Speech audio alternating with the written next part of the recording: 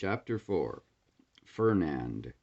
On the following morning, Ralph, breakfasting alone, sends Peter to the apartments of his guests to find out what time they will be ready to do a little sightseeing with him as the guide.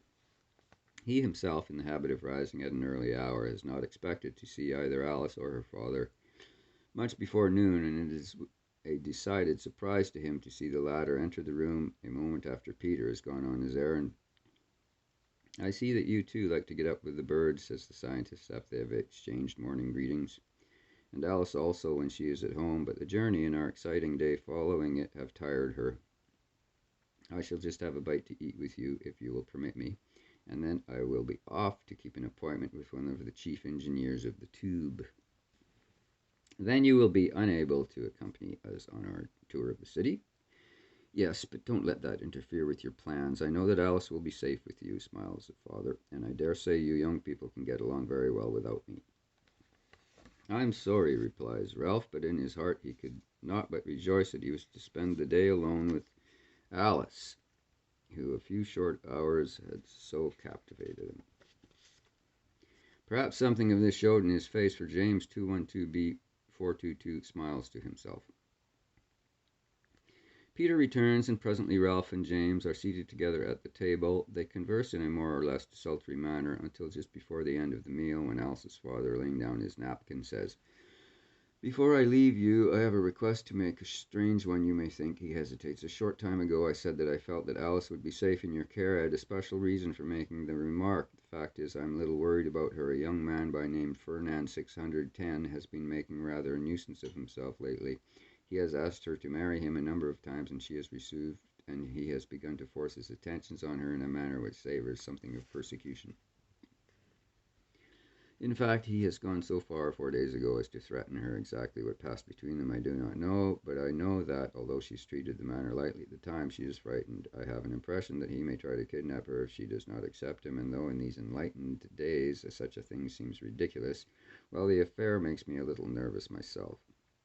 When we left Switzerland, I understand that he was there, but he may have followed Alice here. And if he has, renews his unpleasant surveillance, I shall know that my fears have some grounds." "What does this Fernand look like?" asks Ralph. "Oh, a nice-looking fellow. At least the women think so. Personally, I don't care for him. He is tall and dark and has a sort of temperament that seems to delight in opposition. His eyes have a sullen expression, and his mouth is somewhat weak. She has, by the way, another admirer, a thoroughly harmless chap who is here on a visit at present. He is the Martian Lyso North CK1618,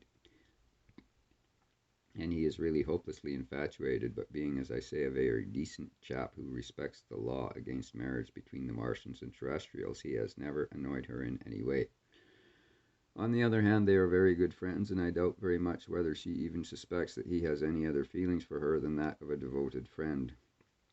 As he is speaking, a picture leaps to Ralph's mind. He sees again two faces, each in the center of a telephote, who among the crowds of applauding admirers regard him with such intentness.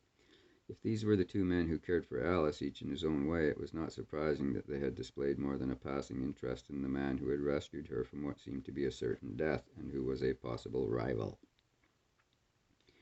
He recounts the incident to James, who agrees with him that in all likelihood his suspicions are correct, and the two men part for the day, the older bearing with him the comforting reassurance that Ralph will take care of his daughter as he would himself.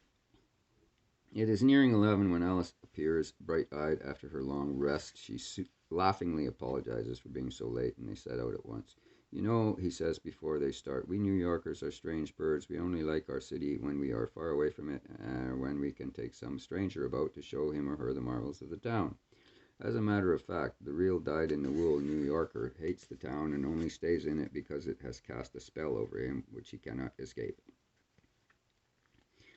By this time they have arrived at the street level of the building, and Ralph bids Alice sit down on a chair in the vestibule. He presses a nearby button twice, and a servant brings 2 pairs of what appear to be roller skates. In reality, they are telemotor coasters. They are made of allo-magnesium, and each weigh only about 1.5 pounds. Each has 3 small rubber-covered wheels, 1 in front and 2 in the rear. Between the wheels is a small electric motor about the size of a lemon. This motor can only be operated by high-frequency currents, and despite its small size, can deliver about 1/4 horsepower. Ralph explains the coasters and their use to his companion, and after they have put them on by means of an ingenious clutch, whereby the coasters can be snapped onto the shoe in less than 5 seconds, they both go out into the streets. From each coaster, a thin insulated wire leads up to the wearer's back to the hat or cap. Here it is attached to the collector, which is a stiff pin about 8 inches long, projecting halfway out from the hat or cap. The pin sucks up, as it were, the high-frequency electricity and carries it to the small motors which propel the coasters.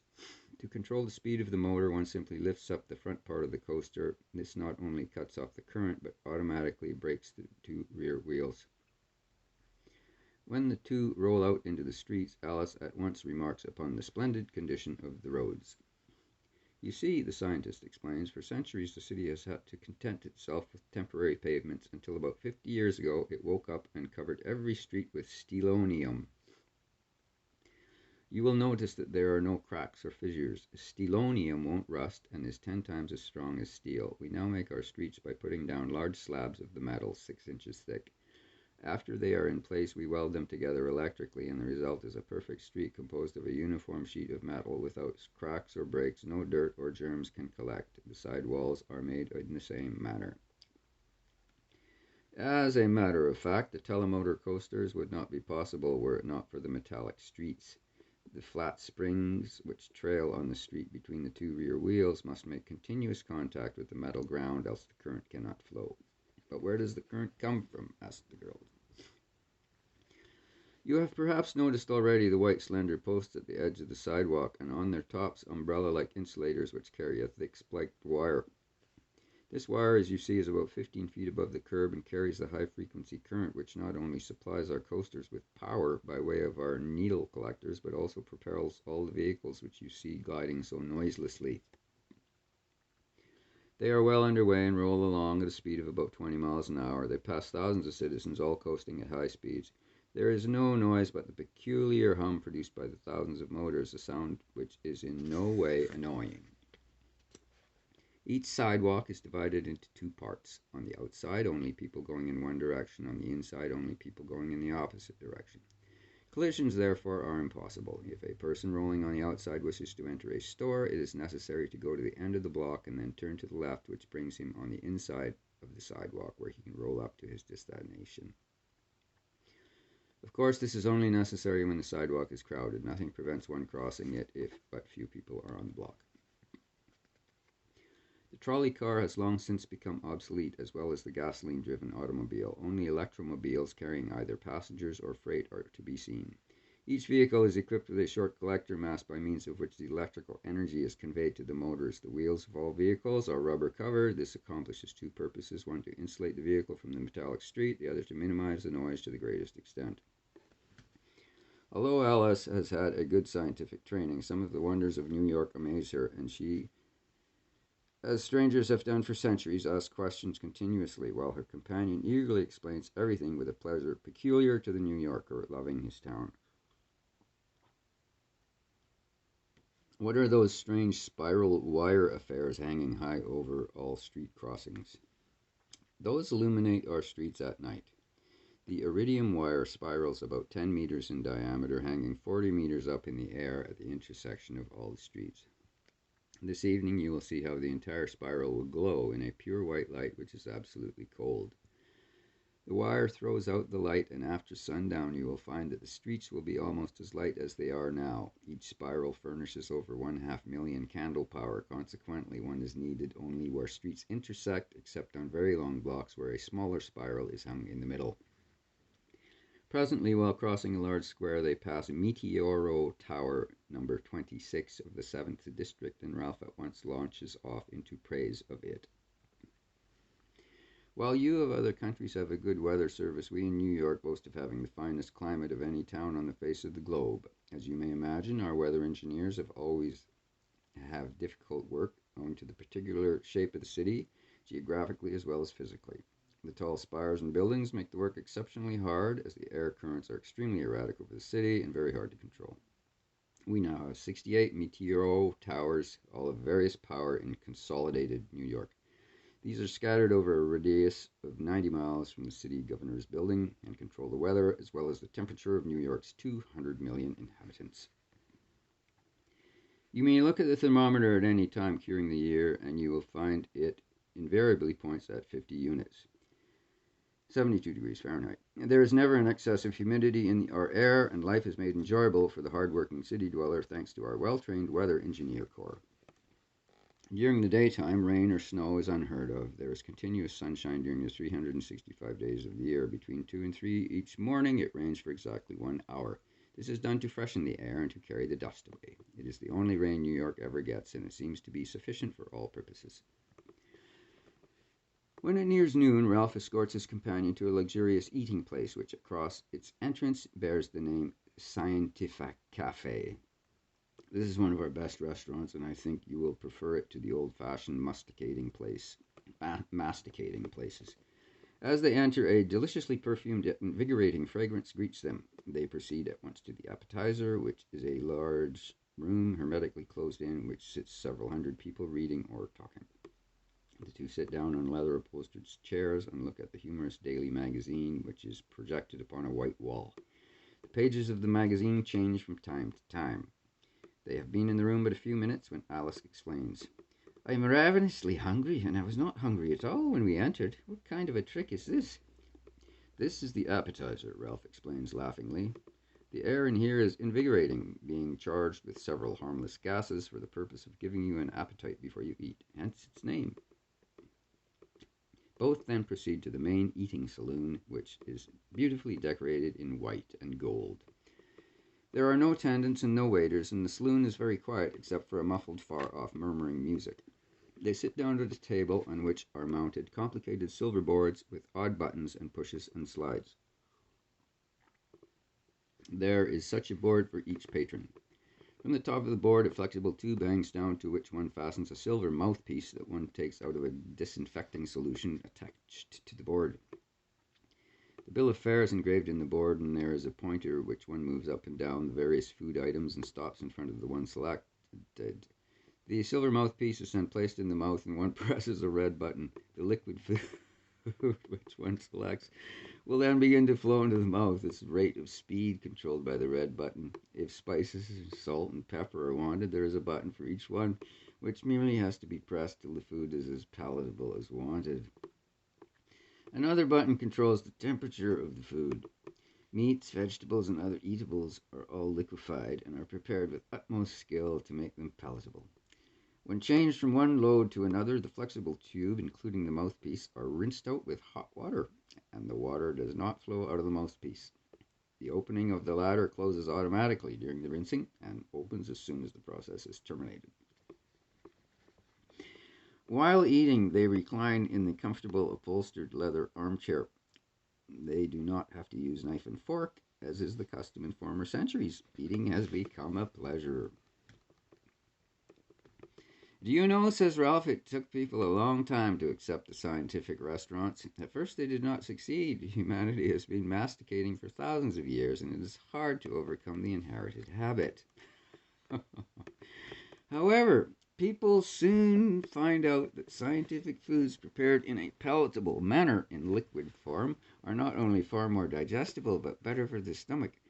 And they also do away entirely with indigestion, dyspepsia, and other ills, and people begin to get stronger and more vigorous. The scientific restaurants furnish only food which are nourished, and no dishes hard to digest can be hard at all.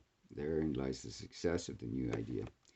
People at first do not favor the idea because the new way of eating does not seem as aesthetic as the old, and seems at first devoid of the pleasures of the old way of eating. They regard it with a suspicion similar to the 20th century European observing a Chinaman using his chopsticks. This aversion, however, soon wears off as people become used to the new mode of eating, and it is thought that the close of the century will witness the closing of all old-fashioned restaurants.